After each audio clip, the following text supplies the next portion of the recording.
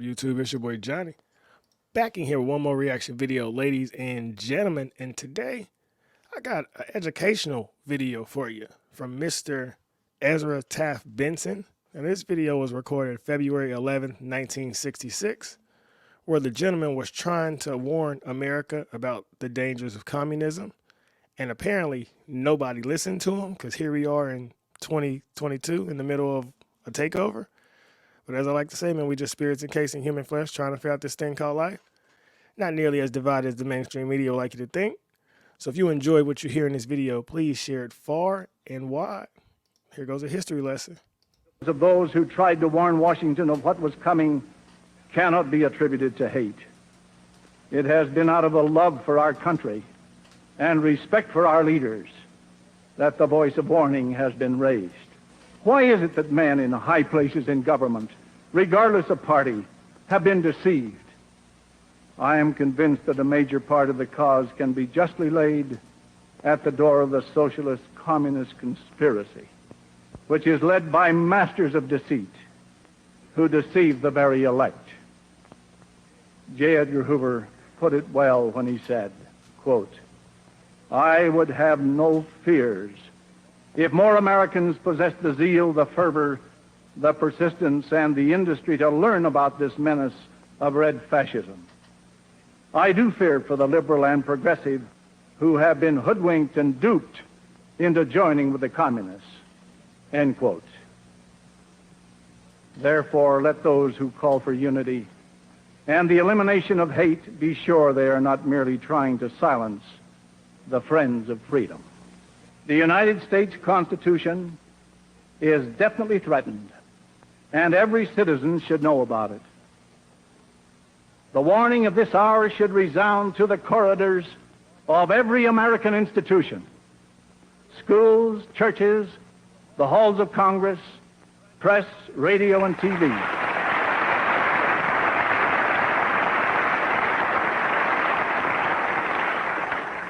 Our republic and its Constitution are being destroyed, while the enemies of freedom are being aided.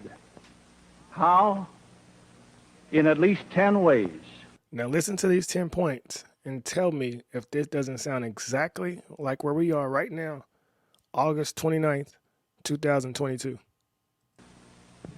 First, by diplomatic recognition and aid, trade, and negotiations with the communists. China. 2, by disarmament of our military defenses. 3, by destruction of our security laws and the promotion of atheism by decisions of the Supreme Court. 4, by loss of sovereignty and solvency through international commitments and membership in world organizations. 5, by undermining of local law enforcement agencies and congressional investigating committees. 6, by usurpations by the executive and judicial branches of our federal government. 7, by lawlessness in the name of civil rights. 8, by a staggering national debt with inflation and a corruption of the currency. Man, look. 9, by a multiplicity of executive orders and federal programs which greatly weaken local and state governments. And 10, by the sacrificing of American manhood by engaging in wars we apparently have no intention of winning. And mind you, this was almost 60 years ago. And they still have the average Americans fighting over black versus white, gay versus straight, Republican versus Democrat, modern man versus modern woman, broken families, increasing homicide rate, government dependency, anxiety, depression. While we're in the middle of a communist takeover, disconnect from the matrix. Pay attention to what's going on in society. You have to.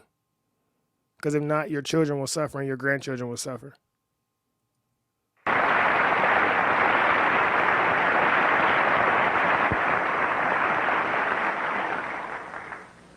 Wherever possible, I have tried to speak out. It is for this very reason that certain people in Washington have bitterly criticized me. They don't want people to hear the message. Nope. It embarrasses them. The things which are destroying the Constitution are the things they have been voting for. They are afraid of their political careers if these facts are pointed out. They therefore try to silence any who carry the message. Anyone... You know, there's a reason Martin Luther King said, "I fear I've integrated my people into a burning building." And I also recommend everyone read Color, Communism, and Common Sense, written by Manning Johnson. Anyone who will stand up and be counted. By 1962, these American liberals had almost completely neutralized the resurgence of American patriotism. They had frightened uninformed citizens away from study groups and patriotic rallies. They had made it popular to call patriotism a controversial subject, which should not be discussed in school assemblies or churches. And in today's society, if you're a patriot, you're considered racist. You're considered an extremist. You're considered anti-immigrant because you love America. You should be proud of where you are. And one thing you'll never hear me apologize for is being born on American soil. I didn't have anything to do with that. Take it up with God. From Washington, D.C., the FCC, Federal Communications Commission, issued an edict to radio and television stations that if they allowed the controversial subjects of Americanism, anti-communism, or states' rights to be discussed on their stations, they would be required to give equal time free of charge to anyone wishing to present an opposite view. Can you imagine this happening in a free country? Right. I said to my family, it is fantastic that anything like this could have happened in America.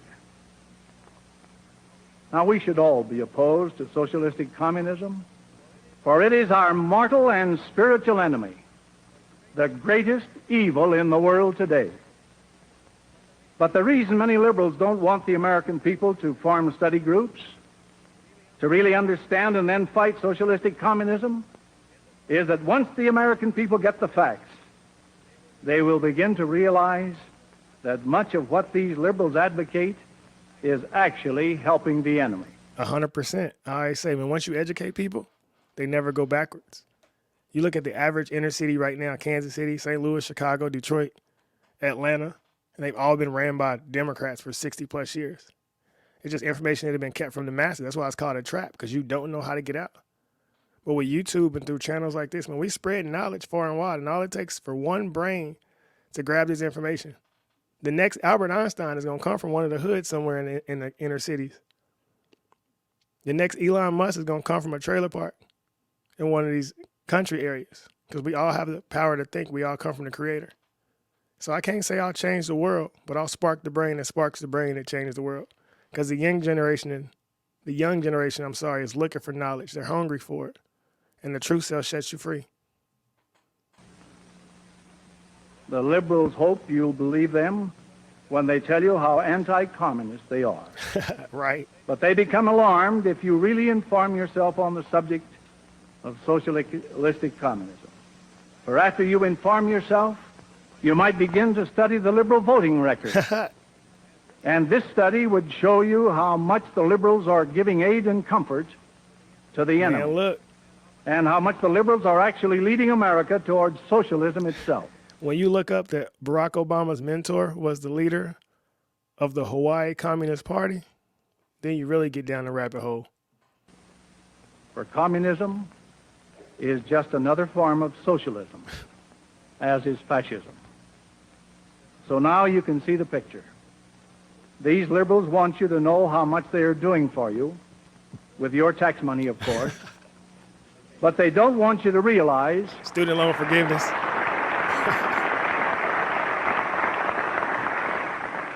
But they don't want you to realize that the path they are pursuing is socialistic, and that socialism is the same as communism in its ultimate effect on our liberties. When you point this out, they want to shut you up. They accuse you of maligning Cancel them, culture. of casting aspersions, of being political. Pay attention. no matter whether they label their bottle as liberalism, progressivism, or social reform. I know the contents of the bottle is poison Pay to this attention. republic, and I'm going to call it poison.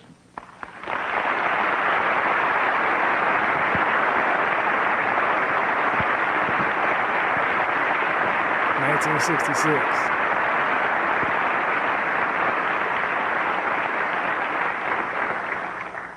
We do not need to question the motive of these liberals. They could be most sincere. But sincerity, or supposed benevolence, or even cleverness, is not the question. The question is, are we going to save this country from the hands of the enemy and the deceived? As J. Edgar Hoover said, a tragedy of the past generation in the United States is that so many persons, including high-ranking statesmen, public officials, educators, ministers of the gospel, professional men, have been duped into helping communism. Communist leaders have proclaimed that communism must be partly built with non-communist hands, and this, to a large extent, is true. We cannot defeat communism with socialism, nor with secularism, nor with pacifism, nor with appeasement or accommodation. We can only defeat communism with true Americanism, unquote. We can only defeat communism with true Americanism. So from the very beginning of this Moscow campaign to stop the anti-communist movement in this country, it was an important part of the communist strategy to get their liberal American friends to carry out an attack against patriotic organizations. And what are they doing today in 2022? Ain't that still happening? Ain't the liberals carrying out attacks against every patriotic organization? You know, they say that Black Americans cannot benefit from capitalism, but I don't agree with that. I say you've never let Black America know how they could benefit from capitalism. You know, Booker T. Washington was a capitalist. Jack Johnson, Jackie Robinson, Madam C.J. Walker, Ida B. Wells. The list goes on and on. You know, Carter G. Woodson. But if you exclude all those individuals from our history and we never learn about them, then of course we can never benefit from it. And yeah, we know the Black Panthers were communists, but I like to say they came in that was after the 60s. That was after the Civil Rights Movement. So what really happened? Did U.S. really win World War II? Because everything since 65 to now has been pro-communist. And I like to say, if you went to high school in Russia, let me know if I'm wrong in the comments, and you finish 12 years of school in Russia, I don't think you graduate being anti-Russian. I don't think if you go to school in China, you graduate from school being anti-China. But here in America, you go to school, whether it's public or private, then you go to college and you graduate and you're anti-American. Now, that doesn't make sense to me. You don't go to a job and finish the training and hate the job at the end of training. But for some reason here in America, you go to school and you come out of school hating America and hating the system that's here, instead of loving it, understanding it, and saying, how can I benefit from it? This information is from 1966. You know, I'm not into the black versus white argument. I'm not into the modern woman debate, but I understand we are under a takeover right now. And it will affect every single one of us, no matter what your position is right now. You got to wake up and see what's happening. It's a lot bigger than the color of our skin. It's a lot bigger than getting a woman to submit to you or whatever these arguments is going on. And I'm not trying to be another voice in this echo chamber. I'm trying to be something new in this world, because we all have the power to be new energy, new light. So use your energy. Research, study, drink water, take vitamins, lift weights, and be the light in this dark world. But don't be a copy of anyone else. When God made you, he made only one of you. So it's something inside of you that you can give to this world that not another human possesses. So get out of competitor mode, get into creator mode, and shine your light, because the world needs it now more than ever. I don't know where we'll be 20 years from now, 30 years from now, but I know the masses have to wake up, because information like this is available from the 60s, and I don't think we have another 60 years to wait to start paying attention to what's going on with government. So stop being so emotional. Start being a little more logical. Read for yourself. Think for yourself. Understand that you have a connection to the Creator. Never be too proud to pray. And never be scared to say the truth out loud, because your truth may be what somebody else need to hear. I don't know. I didn't hear information like this growing up, but I'm glad I stumbled across it so I can share it to the masses. So like the video, share the video, subscribe to the channel. Till next time, we out. Peace.